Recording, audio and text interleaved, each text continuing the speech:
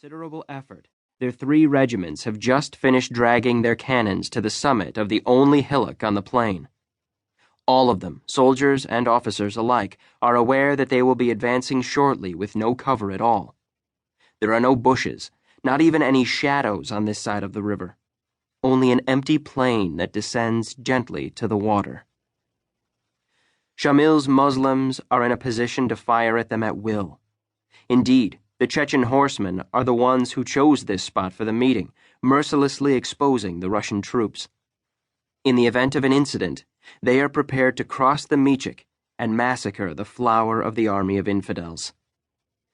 3 generals of the Russian army, all Georgian princes, sit tall and still in their saddles on the facing hill. A 4th officer, a young lieutenant wearing the blue of the Vladimirsky Lancers, at their side.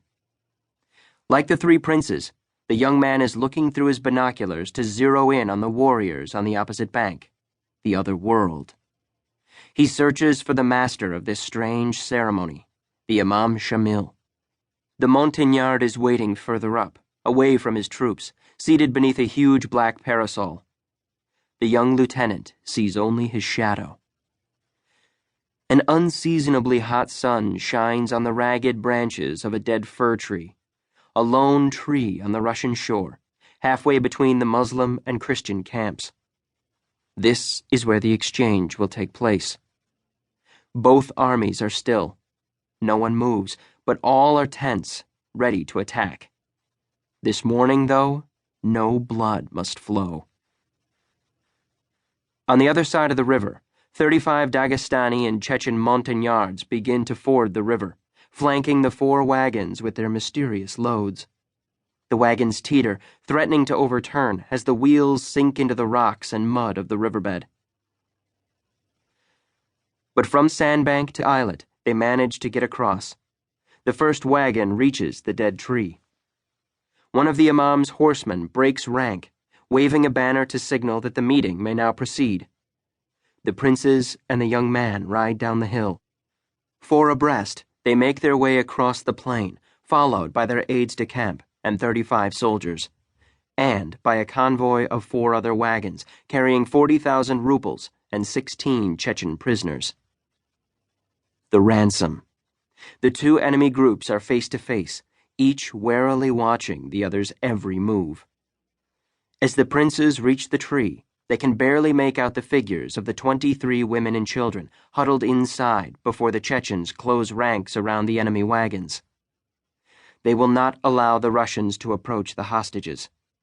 These are the princes' wives, sisters, sons, daughters, and nieces whom Shamil kidnapped the previous summer and has held in captivity for over 8 months. Bargaining chips. One of the Imam's sons, a formidable warrior of 20, pale and nervous, greets the princes with a hand held over his heart. He delivers an interminable speech in a language none of the 4 understand, Avar. The interpreter translates only the bits and pieces he finds essential. My father wants you to know that your women return to you as pure as lilies, protected from all eyes like gazelles of the desert. Joy, anger, and a burning desire for vengeance cross the faces of the princes, who stiffen. They nod without comment. The lieutenant slowly leaves the Russian contingent. He guides his mount forward and bows to the Imam's son, his brother. Without a flicker of recognition in either of their faces, Shamil's 2 sons embrace. They have not seen each other in 16 years. This cold greeting leaves them both trembling. The Chechen horseman holding the banner presents the lieutenant with a Cherkeska, the traditional uniform of the Caucasus, and asks him to put it on. The puzzled young man, who has forgotten his mother tongue, turns to the interpreter. The Imam wants to see his eldest son dressed only in the clothing of his country, the interpreter explains. Dismayed, the young man protests. How can I get undressed here, in front of everyone? The wishes of the Imam are law. You will learn that no one disobeys your father.